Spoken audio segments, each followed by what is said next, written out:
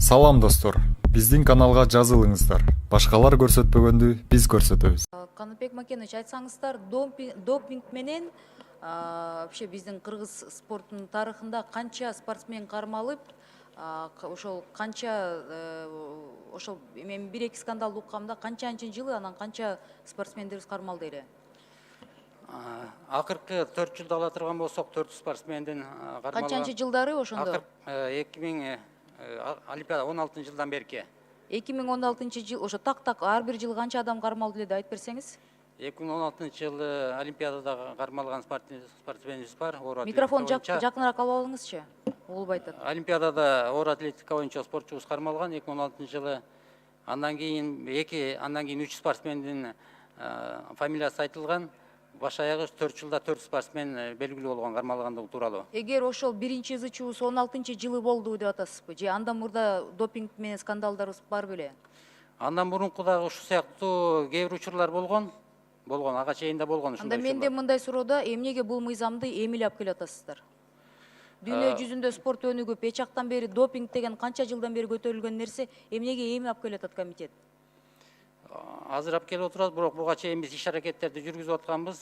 Бирок мыйзамга ушундай талаптарды бүгүнкү күндө коюшка талап уже учур келди. Ошол себептен биз алып келип аткан себебибиз ушу, мындан кийинки да көп иштерди кылышыбыз керек. Кечирээк болуп атат деген суроом ошол да. Мындай ызычуулар канча жылдан бери болуп атса, бул биринчи, экинчи, Кыргызстанда спорт тармагында ушул спецификасы боюнча канча ассоциация жана федерациялар бар?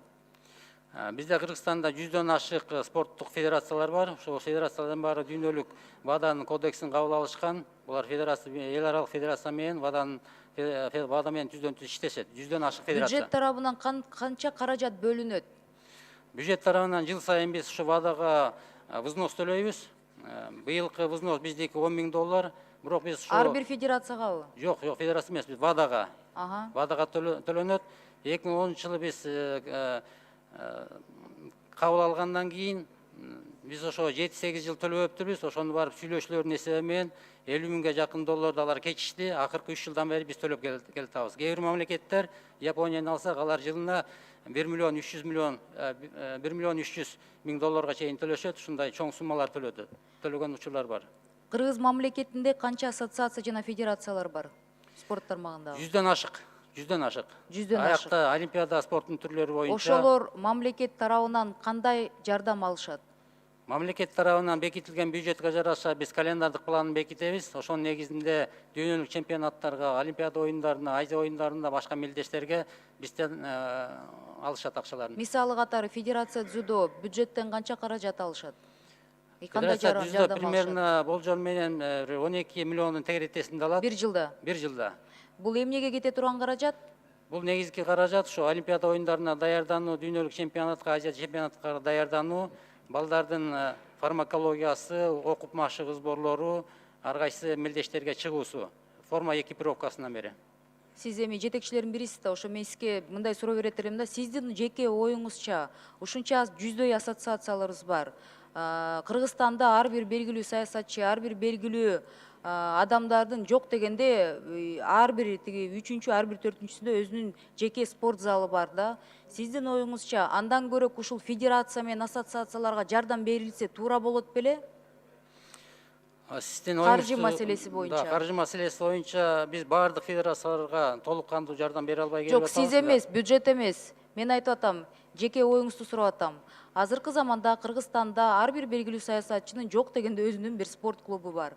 Ошондон көрөк ошол ассоциацияларга жардам берилсе ошол тараптан туура болот беле деген ой пикириңизди угат элем да. Жок, ал федерацияларга ошо президенттери өзү жетекчилер жардам берген учурлар бар. Мамлекеттен тышкары аларда көп акча каражатын берип атат. Частный спорт клуб боюнча да айтып атсаңыз керек. Бул боюнча дагы биз законго да өзгөртүүлөрдү киргизип атабыз. Буларды азыр текшерүүгө алып колго албасак, көп учурларда ушу биздин клуб мүнөзгө туура келбеген, аябай оор спорт түрлөрдү пропаганда болуп атат да. Сиз мени түшүнгөн жок окшойсуз да, мен сурап атам. Сиз саясатчы катары сизге суроо берип атам да. 10 секунд. Сиз жетекчиге да частный спорт клубтарга мындай спонсор болгон ордуна ушул бириктирилген ассоциацияларга жардам берилсе туура болот беле жеке адамдардын атынан? же ошол ар бир Кыргызстандын ар бир белгилүү адам өзүнчө бир Андай жардам берилип атат да, көп учурларда спонсорлор менен чыгып атпайбызбы?